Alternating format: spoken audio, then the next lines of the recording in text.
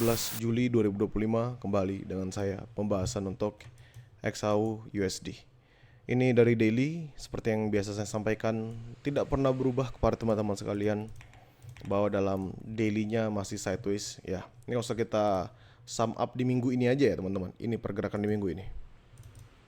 Kita sum up di minggu ini. Hanya ini aja pergerakannya.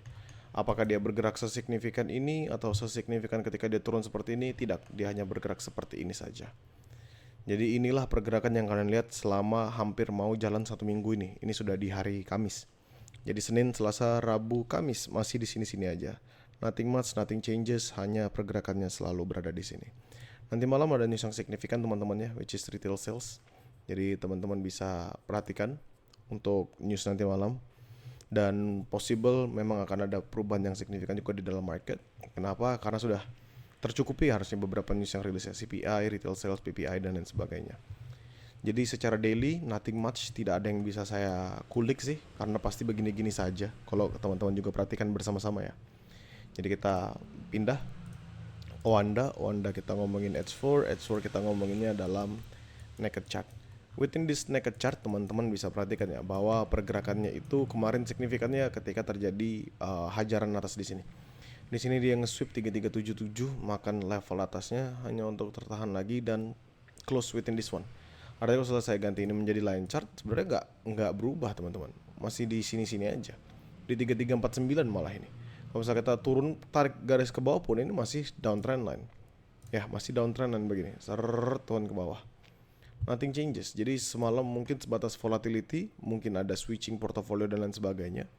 Tapi apapun reasonnya yang kita tahu adalah secara chart masih tertahan dalam momentum yang sama. Lalu kelanjutannya adalah drop, drop, dan drop. Ya, 3 kali drop di sini. Jadi mungkin possible masih tetap dalam momentum downtrendnya dan kita bisa memanfaatkan zona tersebut dalam area yang kita jalankan hari ini. Nextnya kita akan pindah ke H1. Nah, tempat kita akan menjalankan trade yang kita jalankan. Saya akan hapus beberapa teman-teman biar tidak terlalu pusing lihatnya. Ya, ini saya hapus dulu beberapa biar kita ketemu level-level barunya. Oke, ini oke lah, ini masih oke lah. Karena ketahan dalam level yang sama. Walaupun kalau kita ambil price paling bawahnya ini dia bertemu di sini nih. 3320 nih. Nah, ya price paling bawah 3320. Paling ini saya ganti warna hijau aja sebagai patokan lah. Ya. Oke, sekarang kita bahas dari pembentukan yang sudah terjadi. Ini adalah XAU USD yang terbentuk. Kita hilangkan dulu pandangan kita soal garis panjang ini. Anggap garis tersebut tidak ada ya teman-teman ya. Jadi kita full fokus dengan apa yang terbentuk dari momentum sekarang. Seandainya garis tersebut tidak ada, maka kita akan perhatikan this level tarik sampai within this one. 3333, 3327 ya, around within this same level lah ya, teman-teman sekalian bisa perhatikannya. 3333, 3327, so saya akan tarik 3333 di sini. Makan sampai below, saya put this one 3334 sih sebenarnya ini.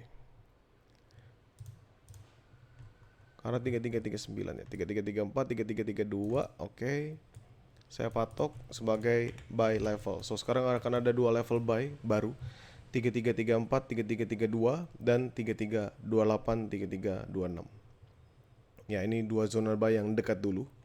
Sebenarnya nggak ada perubahan yang jauh-jauh banget sih dari yang kemarin. So 3334, 3332, 3328, 3326 dan 3324, 3322. Sebenarnya ini nggak perlu terlalu diperhatikan karena kita bisa makan yang di 20-an ini. Ya, ini sebenarnya kalau kalian follow with grow count semalam, tentu saya bilang patokan utama kita tuh di 3322 karena ini adalah dari demand majornya ya, demand major sebelahnya yang berhasil nahan sekali di sini, nahan sekali lagi di sini, dan ternyata dia nahan 1 kali lagi di sini. Sebelum akhirnya dia bisa terbang sangat amat signifikan.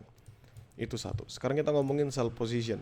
Kalau misalnya kita ganti ini menjadi line chart, teman-teman bisa perhatikan sell position is actually a level up here dan level lagi paling tinggi di atasnya. Kita tarik dulu, ini 1 2 33, sorry ini ya 3347, 3349. Sebentar saya matikan dulu. Nah, 3347, 3349, lalu saya tarik lagi di atas ini 3352, 3354. Ini akan menjadi dua zona sell yang menarik menurut saya yang bisa kita pantau untuk hari ini. 3347, 3349, 3352, 3354. Kenapa? Karena sebenarnya kalau kita lihat teman-teman, sebenarnya movementnya di sini aja. Ya, movement dari price-nya tuh hanya di sini aja. Tidak ada perubahan yang signifikan, tidak break lebih tinggi, tidak drop lebih dalam. Hanya bolak-balik di sini. Tentu yes, teman-teman bisa merhatikan ada volatility yang signifikan juga. Tapi nothing changes teman-teman. Hanya di sini-sini ya. No differences. Jadi ini lebih dekat. Ada dua zona sell di bawah dan dua zona sell di atas. Saya turunkan dalam lower time frame. Apakah ada level-level yang menarik? Tidak. M5 tidak. Nggak ada sih. Jadi paling dari sini aja. Ini sebenarnya udah menjelaskan. So kalau begitu teman-teman, saya bisa sampaikan zona buy saya akan ada 2, 33, 34, 33, 32 selama 34 tidak di breakout di H1. 33, 28, 33, 26 selama 33, 28 tidak di breakout di H1. Untuk medium risk tidak ada berubah. Kemarin saya sudah sampaikan 3311, 3309. Ya, medium risk saya. Sell 3347, 3349 selama 47 tidak di breakout di H1. 3352, 3354 selama 52 tidak di breakout di H1. Itu adalah patokan-patokan atas dan bawahnya. Untuk medium risk-nya, I think still the same ya. 6264 will be my medium risk. Karena kemarin ya sebatas tadi saya bilang just another volatility aja. Jadi paling sekarang kita tinggal perhatikan what will happen dari market yang terbentuk. Dan seharusnya sih yang terbentuk adalah pembentukan-pembentukan dari pergerakan sekarang.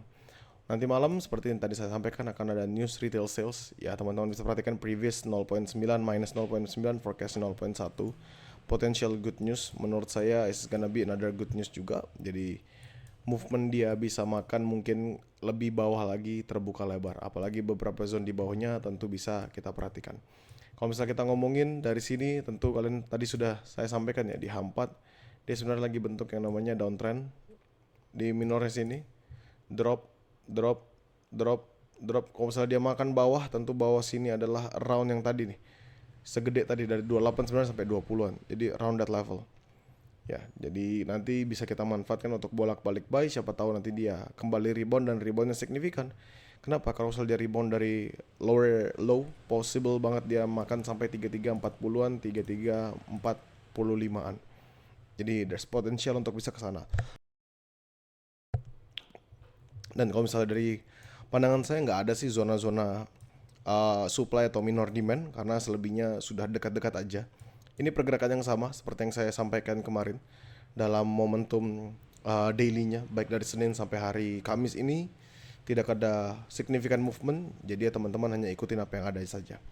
Kalau begitu saya cukupkan. Terima kasih bagi teman-teman sekalian yang sudah stay tune. Bagi Growcow, nothing to be worried about karena saya pasti akan selalu share hasil mappingan ini di dalam grup. Bagi teman-teman publik, nanti kalian bisa tonton kembali video yang saya re-upload persis mapping seperti ini ya. Jadikan mapping ini sebatas sebagai referensi, sesuaikan lagi dengan trading plan yang kalian jalankan. Terima kasih.